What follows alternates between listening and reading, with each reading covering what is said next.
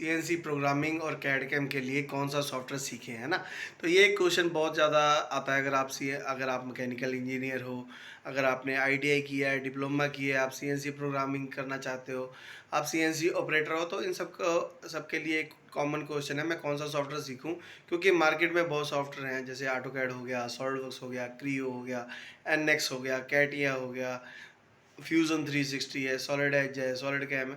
तो बहुत सारे सॉफ्टवेयर हैं, मास्टर कैम है, पावर मिल है, तो बहुत सारे सॉफ्टवेयर हैं। तो कौन सा सॉफ्टवेयर हम सीखें, तो इसके लिए हमने एक बड़ी अच्छी एग्जांपल बनाई है, जो सुनते ही आपको समझ में आ जाएगा कि इनका आपस में क्या डिफरेंस है। तो AutoCAD is like A basic.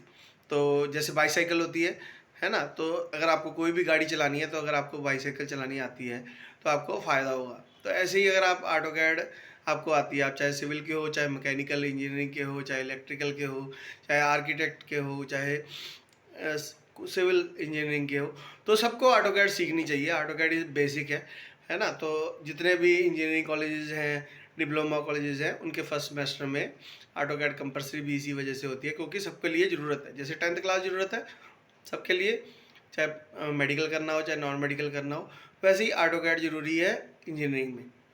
ठीक है। सेकंड चीज़ जो आती है वो है सॉलिडवर्क्स, है ना।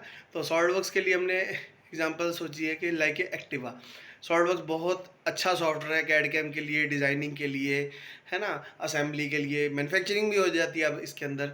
तो बहुत सारे कंपनियों के साथ कोलैबोरेशन है, मास्टर कैम के साथ कोलैबोरेशन है, सॉलिड कैम के साथ कोलैबोरेशन है, कैम वर्क्स के साथ कोलैबोरेशन है ना। डिज़ोल्व के जो आप रफाल वगैरह आए हैं, वो भी सॉलिडवर्क्स वाली कंपनी के ही हैं।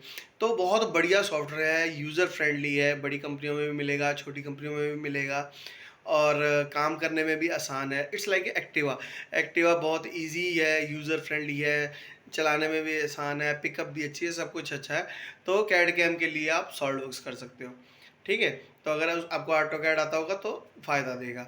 उसके बाद बात आती है क्रियो की। Creo is like a bullet. तो हैवी ड्यूटी सॉफ्टवेयर है, थोड़ा सा डिफ़िकल्ट होगा एज़ कम्पेयर टू सॉलिडवर्क्स, पर बहुत आसान है वो भी। सब कुछ अच्छा है, असेंबली अच्छी है, बिहेवियर मॉडलिंग अच्छी है, पार्ट मॉडलिंग अच्छी है। तो आपको बहुत फ़ायदा करेगा। पर प्रॉब्लम क्या है, जैसे आप बुलेट को गलत किक मार नहीं सकते, वैसे ही क्रियो के अंदर आप गलत ड्राइंग बना नहीं सकते, क्योंकि उसमें विदाउट डायमेंशन दिए हम आगे बढ़ ही नहीं सकते। तो डायमेंशन हमारे को देनी पड़ेगी, तो गलती होने के चांसेस ख़त्म हो जाते हैं। उसके बाद आता है एनएक्स हो गया, है ना, कैटिया हो गया। तो ये है एक तरीके से हार्ले की तरह। तो हार्ले हैवी ड्यूटी है, सब कुछ अच्छा है, पिकअप अच्छी है, डिज़ाइन अच्छा, सब कुछ अच्छा। पर प्रॉब्लम क्या है, महंगा सॉफ्टवेयर है ना। एनएक्स भी महंगा है, हार्ले भी महंगा है, पर सब कुछ अच्छा है। पर एनएक्स का मज़ा या हार्ले का मज़ा हम तब उठा सकते हैं जब हमारे को, मान लो हार्ले मुझे 140 पे चलाना है, तो मुझे 50-60 पे गाड़ी चलानी कोई और आती होगी, तो मुझे हार्ले चलाने का मज़ा आएगा, है ना। ऐसे ही एनएक्स भी है। अगर आपको कोई कैड कैम का सॉफ्टवेयर आता है, सॉलिडवर्क्स आता है, इन्वेंटर आता है, फ्यूज़न 360 आता है, या कोई भी XYZ मास्टर कैम आता है, तो आपको कोई ना कोई सॉफ्टवेयर आना पहले ज़रूरी है, ताकि एनएक्स की जो खासियत है आप उसका यूज़ करके आगे ड्राइंग्स में, मॉडलिंग में, असेंबली में, शीट मेटल में, है ना, मोल्ड में, टूल डिज़ाइनिंग में आप उसका फ़ायदा उठा सको। तो मेरे ख्याल से आपको समझ में आया होगा कि इन सभी सॉफ्टवेयर्स में आपस में क्या डिफरेंस है। तो ऐसी और वीडियो के लिए चैनल को सब्सक्राइब कर लेना है।